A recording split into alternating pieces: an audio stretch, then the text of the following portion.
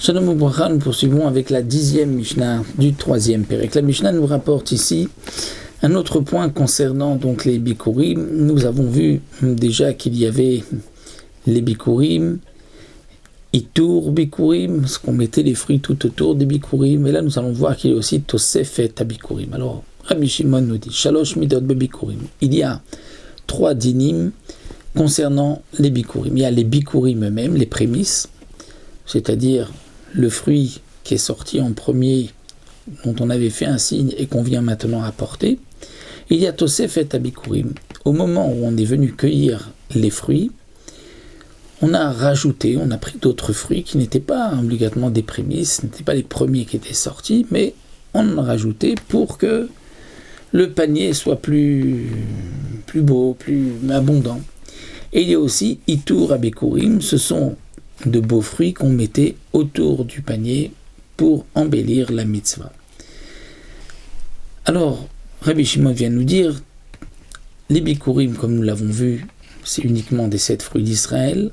Tosefet abikurim, ce qu'on avait rajouté, qui n'était pas des prémices, mais au moment de la cueillette, on a rajouté, c'est uniquement min bemino. C'est uniquement de la même espèce des fruits qu'on apporte. On apporte du raisin. Tosefet bikurim, c'est du raisin. Alors que Itour abikurim min meshenomino.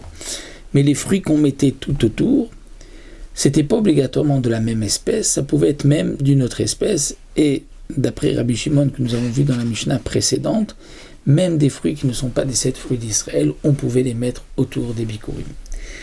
Il y a aussi une autre différence, c'est que Tosefet abikurim nechelet betahara optura minadmai, alors que Itour abikurim chayav bidmai. C'est-à-dire que les fruits qu'on a rajoutés aux prémices, au moment où on a coupé, on a cueilli les fruits, on avait rajouté des fruits, cette Tosefet, qui est donc de la même espèce que les fruits des bikurim, nechelet betahara, doit se manger en état de pureté comme les bikurim eux-mêmes. Et ptura minadmai, si celui qui apporte les bikurim est un amaharetz, est un ignorant.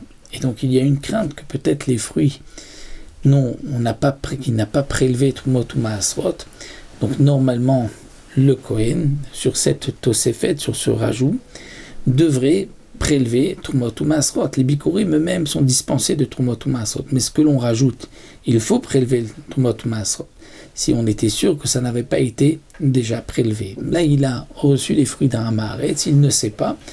Eh bien, Ptura minadma, il est dispensé. Les Chachamim m'ont dit, dans ce cas-là, il n'est pas nécessaire de prélever pour ce Dmaï. Les Chachamim n'ont pas exigé que pour la Tosefet Bikurim, on soit Mahmir. Alors que Itour Bikurim Chayav Midmaï, les fruits qu'on mettait tout autour, si ces fruits donc, ont été donnés par un Maharetz, le Kohen devra prélever sur ces fruits Trumot ou Maasrot, étant donné qu'ils n'ont pas la Kedusha des Bikurim. Donc, ils n'ont pas le même statut que la Tosefet Bikurim. Il y a quand même une discussion dans les Mefarshim, puisqu'on comprendrait de la Tosefet Bikurim, elle est dispensée minadmaï, ça veut dire uniquement minadmaï. Mais si on était sûr que ça n'a pas été prélevé, il aurait fallu prélever. Ou bien, on va dire que non, que la Tosefet Bikurim, c'est comme les Bikurim eux-mêmes, et donc on ne prélève pas les bikurim, peu importe si c'est d'maï ou vadaï. Et donc là, c'est effectivement une machloket, puisque nous avons une tosefta qui nous dit que la tosefet est aussi dispensée de Trumot Maasrot, même si on est sur une vadaï. Donc, est-ce que cela voudrait dire que le Tana de la Mishnah est d'accord? Est-ce qu'il a dit ici d'maï, c'est par rapport à la fin de la Mishnah?